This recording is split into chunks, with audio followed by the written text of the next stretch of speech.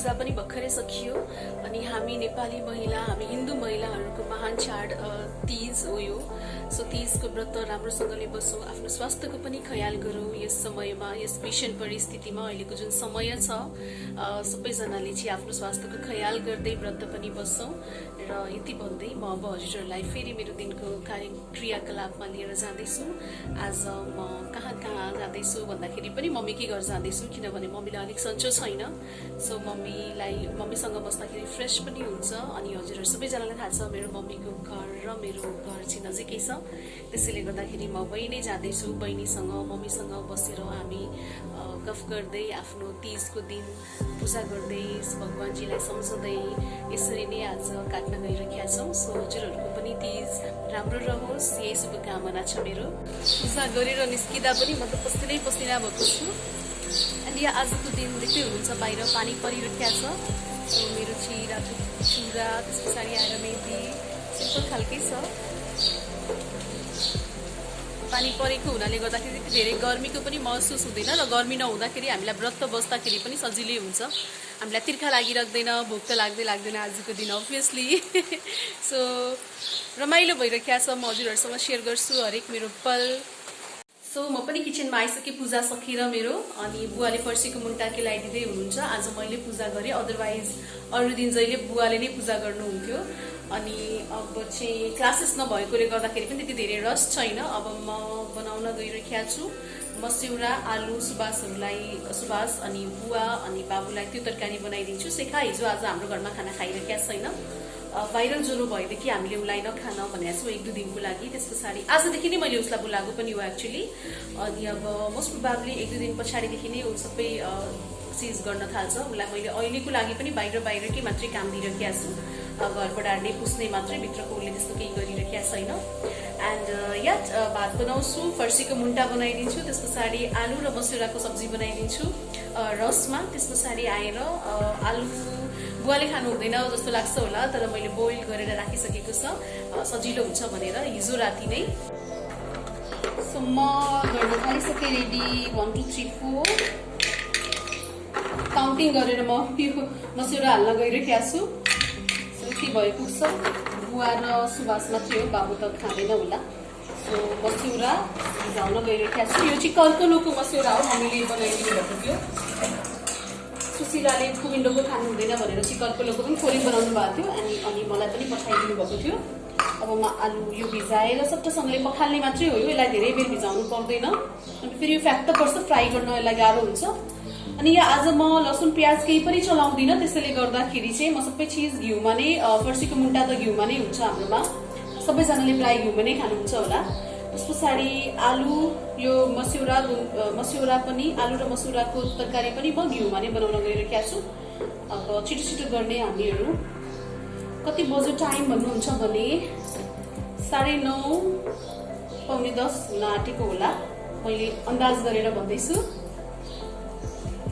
छिटो भइसकेको छ। एक्चुअली यो राति आलु हिजो हामीले खाएको थियौँ, अनि मैले हिजो राति नै सबै बोइल गरेर राखिसकेका थिएँ। राति नै तयारी केही गरेको छ भने सजिलो पनि हुन्छ। म त त्यसरी नै तयारी गरेरै राख्छु, किनभने हजुरहरूलाई थाहा छँदैछ मेरो त बिहानैदेखि क्लास सुरु भएकोले गर्दाखेरि हुन्छ। आज अलिक हडबड भइरहेको छ। म धेरै दिन पछाडि आएकोले गर्दाखेरि पनि होला, धेरै एक्साइटेड पनि छु म हजुरहरूसँग भेट्नको लागि होइन। एन्ड के भन्ने, बुवा चाहिँ अघि फर्सी केलाउँदै हुनुहुन्थ्यो होइन, अनि म त्यस पछाडि गइरहेको थिएँ। अनि बुवा मुसु आफै हाँस्दै हुनुहुन्थ्यो। अनि मैले बुवालाई बुवा किन हाँस्नु भएको हजुर भनेर सोधेँ।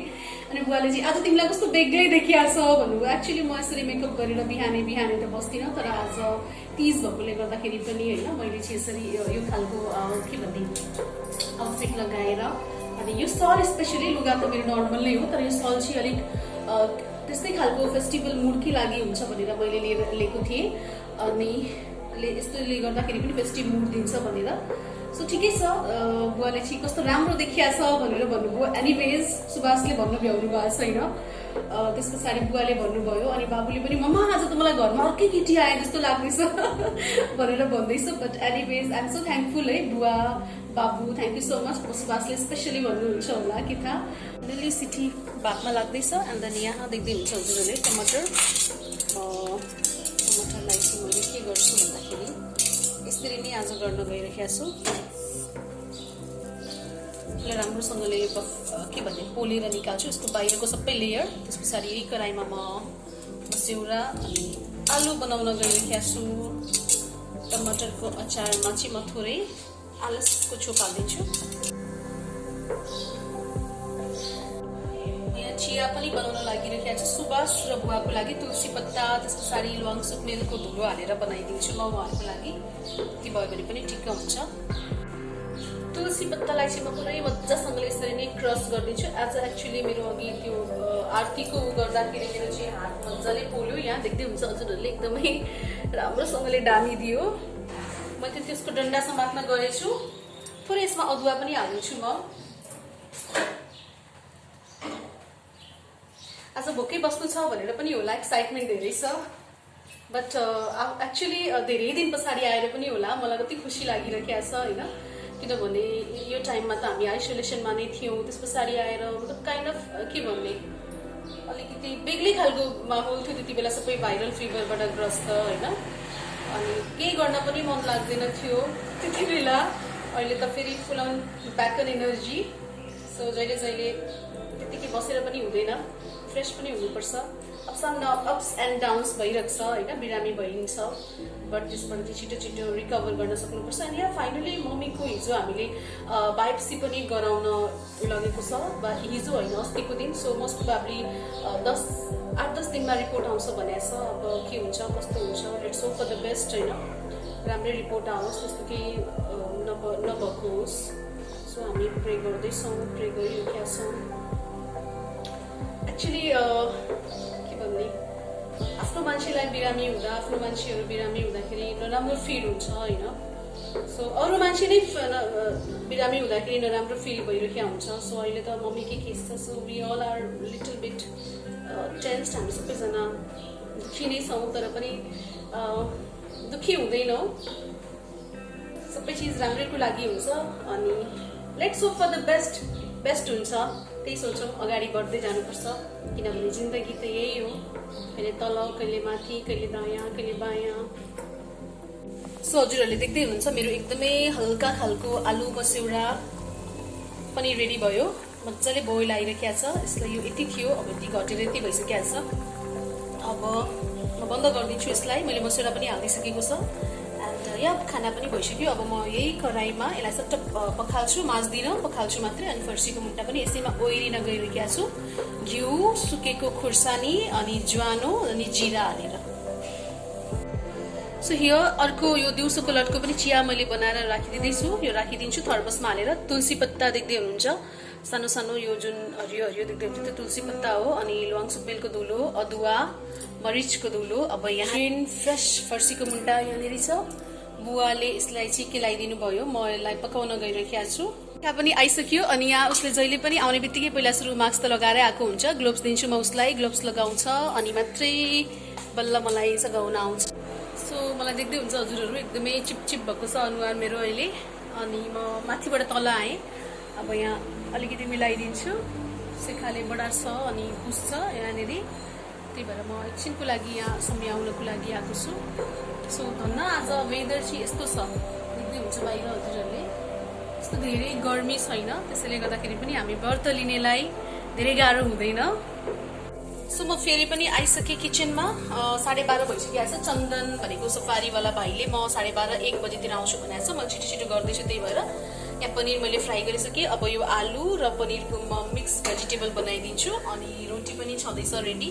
मैले यहाँ रोटीको लागि यस्तो राम्रोसँगले व्यवस्था गरिदिएको छु हटकेसमा। सो देख्दै हुनुहुन्छ हजुरहरूले यहाँनिर हटकेस। अब यसमा रोटी पकाउँदै जाने, फुलाउँदै जाने, राख्दै जाने अनि मेरो काम सकिन्छ। सो देख्दै हुनुहुन्छ हजुरहरूले मजासँगले इन्डक्सनमा पाकिसक्यो यो 1400 वाटमा। अनि अब म यसलाई यो क्यासरोलमा हालिदिन्छु। यसलाई मैले पखालेर राखिसकेको छ। मैले रोटीको लागि तावा पनि यहाँनिर रेडी गरिसकेँ। पिठो इज अलरेडी डन हियर। अनि अब म यहाँनिर चाहिँ 1 चम्चा होइन आधी चम्चा घिउ हालिदिन्छु। सो द्याट यो घिउ हालिदिन्छु, घरमै बनाएको घिउ। यसले टेस्ट यसको अझ मिठो हुन्छ। सो मेरो त दर हस्बेन्डलाई अनि त्यस पछाडि सुभाषलाई अनि बुवाको दर त रेडी भइसक्यो। अनि म पनि फ्रीली जान पाउँछु।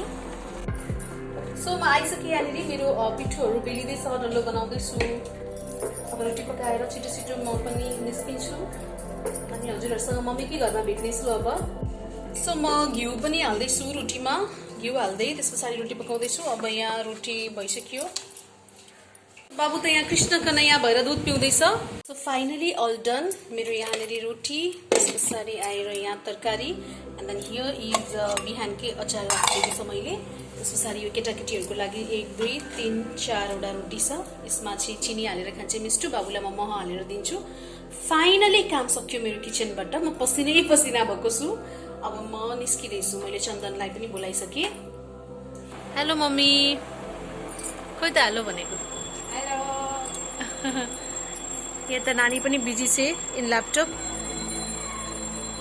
यता हाम्रो केटाकेटी पनि बिजी छन् मम्मी पनि यता आज त मम्मीले पनि साडी लगाउनु भएको छ तर मम्मीको बिचरा दुब्लाएर सबै साडीहरू झरिरहेको छ यहाँबाट ठिकै छ मम्मी अब रिकभर हुँदै हुनुहुन्छ छिटो छिटो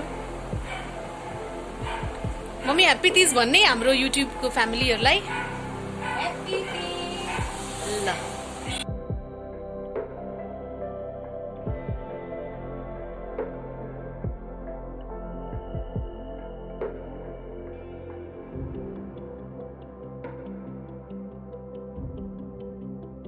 यहाँ जाने बेला पनि भइसकेको छ यहाँ जान्छ यहाँ सुनेको उहाँले मिस्टी अनि चिचाईलाई ल्याइदिने हो अनि यहाँ म चाहिँ